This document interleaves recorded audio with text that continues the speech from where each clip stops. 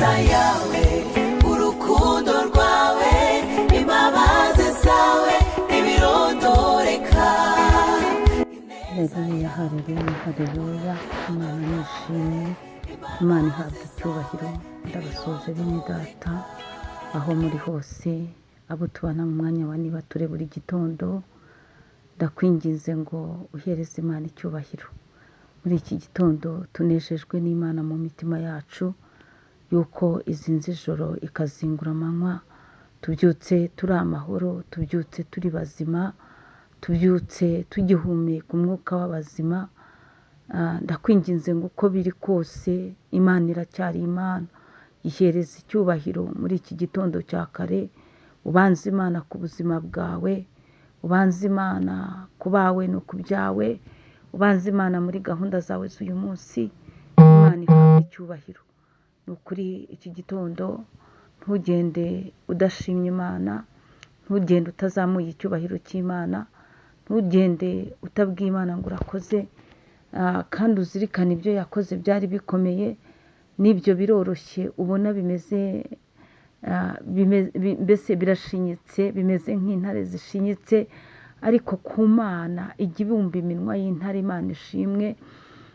Hari igihe ureba ukabona utazi iherezo ry'ikibazo, ariko Imana ifite mu bubasha bwayo, mu mbaraga zayo, kurangiza icyo kibazo. Rero icyo usabwa ni ukugirira Imana icyizere, icyo usabwa ni ukwizera Imana, ni ugushima Imana, ni ugusenga Imana, ni ugushaka Imana. Icyo usabwa ni ukwicisha bugufi, icyo usabwa ni uguhinduka icyaremwe gishya, ukakira Yesu Kristo nk'umwami n'umukiza wawe. Niwe karuhura, niwe uruhura imitima ihabye, niwe uruhura abanyamubabaro, niwe uruhura abatagira shinge na rugero. Yesu Kristo niwe uruhura kandi niwe utanga umunezero ku banyamubabaro. Imana rero ishimwe. Iki gitondo nakubwiraga ngo ntukore ikosa ryo kugenda udahereza Imana icyubahiro. Banza Imana ndetse uyibwire ngo Mana na hariya ntagera uhangerere. Buriya hari ahantu utagera, aho bagupangiriraho ibintu bibi bari bugukorere ntago wahagera, ariko Imana iba iri kubitegereza. Imana rero ihakubere, kandi Imana igamburuza imigambi y'ababisha bawe. Nakubwiraga ngo banza Imana hose muri byose. Muri kumwe na Bishop Leonira, umushumba w'itorero Elayon Mountain Church mu Rwanda. Dukomeje kuba mu bihe byiza byo gusenga tuvuga ijambo ry'Imana. Iki cyumweru twaganiriye ku ijambo rivuga ngo Uwiteka niwe Mana. Uwiteka niwe Mana, Uwiteka niwe Mana. Ku batibashishije, Uwiteka niwe Mana. Ku bakiriye ibisubizo, Uwiteka niwe Mana, kuko niwe waguhaye umugisha. Uwiteka niwe Mana ku bagitegereje Imana. Uwiteka niwe Mana, Uwiteka niwe Mana ku bamwiringira. Uwiteka niwe Mana ku bamutegereje bose. Uwiteka niwe Mana, ntago akoze isoni, ntago umuntu atererana. Iyo wamwiringiye numwiringira unimbaraga nyinshi, nawe azaza nk'umunyembaraga. Uwiteka niwe Mana. Icyo usabwa ni ukwiringira Imana, icyo usabwa ni ukumutumbira, icyo usabwa ni ukumuhanga amaso, kuko Uwiteka niwe Mana. Mu kibazo cyanutse, Uwiteka niwe Mana. Ayiwe mu gusuhuza umutima, Uwiteka niwe Mana. Mu bushomeri mumaze igihe, Uwiteka niwe Mana. Ayiwe mu kubura urubyaro by'igihe kirekire, Uwiteka niwe Mana. Na Hana yaramubonye abona Imana, akira umusonga wa mukeba we.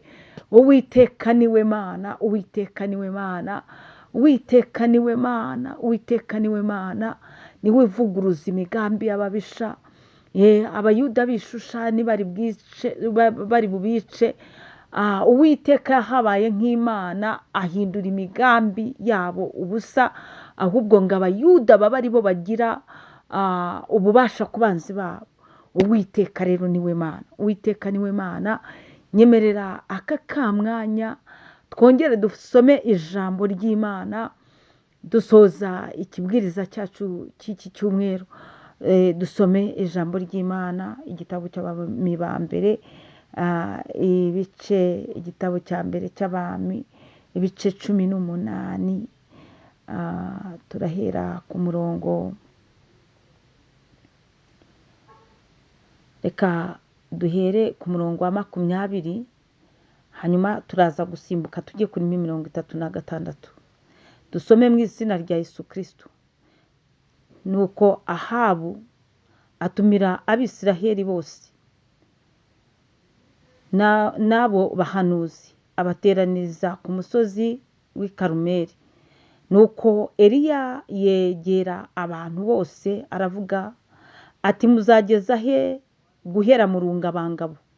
Niba muzi ko Uwiteka ari we Mana, haleluya, ni mumukurikire, kandi niba ari Bali, aba ari we mukurikira. Abantu ntibamusubiza ijambo na rimwe. Hanyuma 36.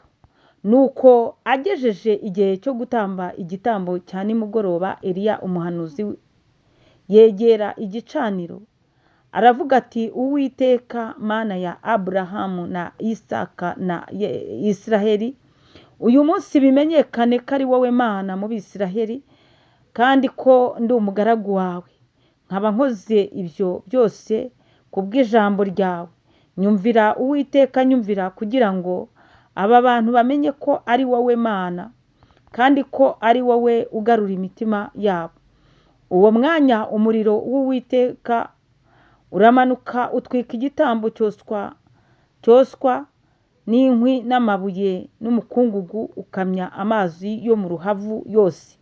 Maze abantu bose babibonye bikubita hasi bubamye, baravuga bati, Uwiteka niwe Mana, Uwiteka niwe Mana. Haleluya, haleluya.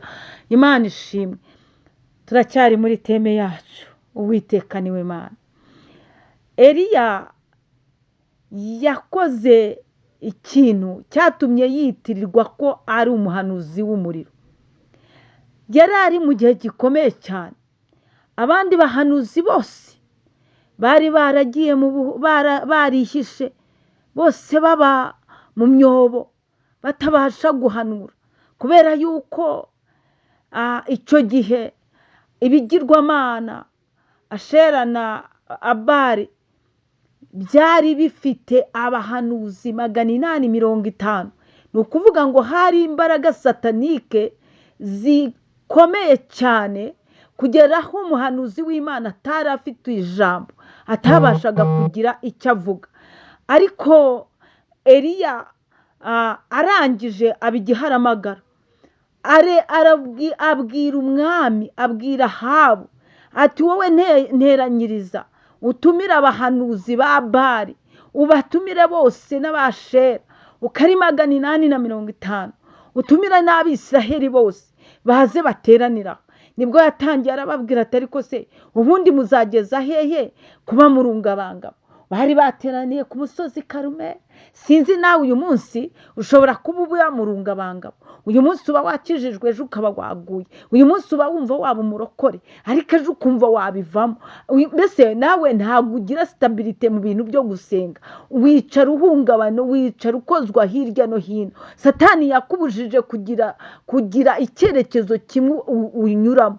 Uyu munsi uratandaraje. Niyo mpamvu Eliya yarababajije ngo, muzageza he kuba mu rungabangabo? Ese wowe uzageza he kuba mu rungabangabo? Nawe uyu munsi iki kibazo kibaze. Arababwira ati, rero niba ari Imana mukorera, nimuyikurikire. Nimba ari Imana, nawe nimba uzi yuko uri umukristo, kurikira Imana kandi uba umukristo ufashe, uhamye. Were kuba mu rungabangabo, uzabigwamo. Ntawe ukeza abami babiri, yasuzugura umwe akubaha undi. Imana igusange, Imana ikubabarire.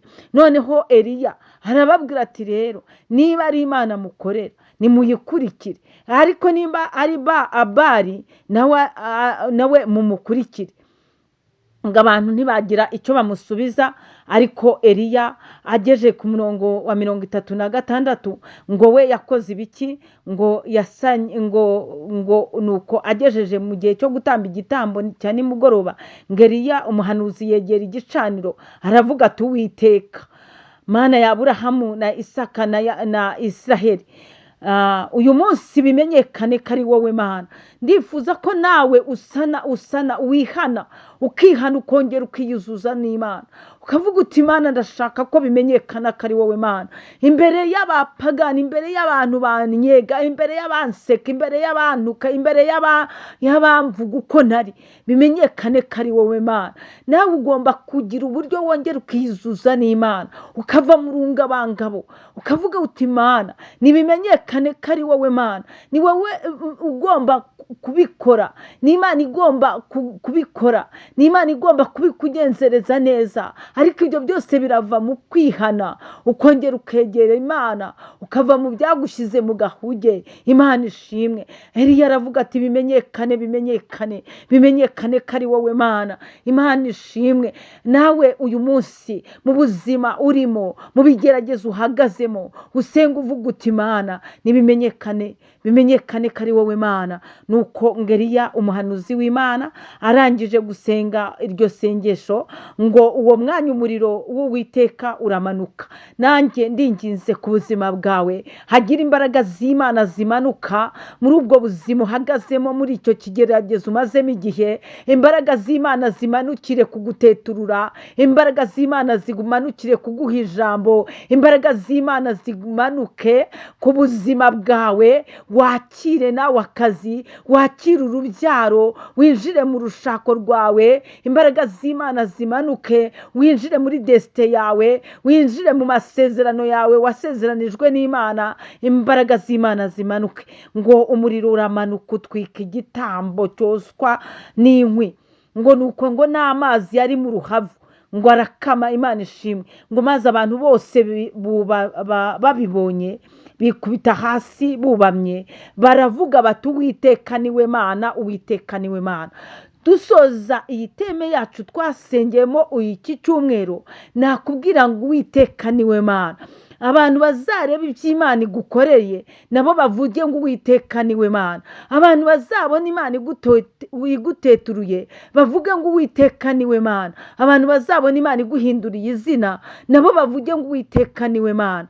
Imana ibaha umugisha. Shalom shalom. Mbifurije kugira akazi keza, muhaye muronke, kandi mbifurije weekend nziza. Uwiteka azabanezeze. Uwiteka niwe Mana. Uwiteka azagusetse, uzabane n'Imana kandi uzabone Imana. Shalom shalom. Ineza yawe ku mwana w'umuntu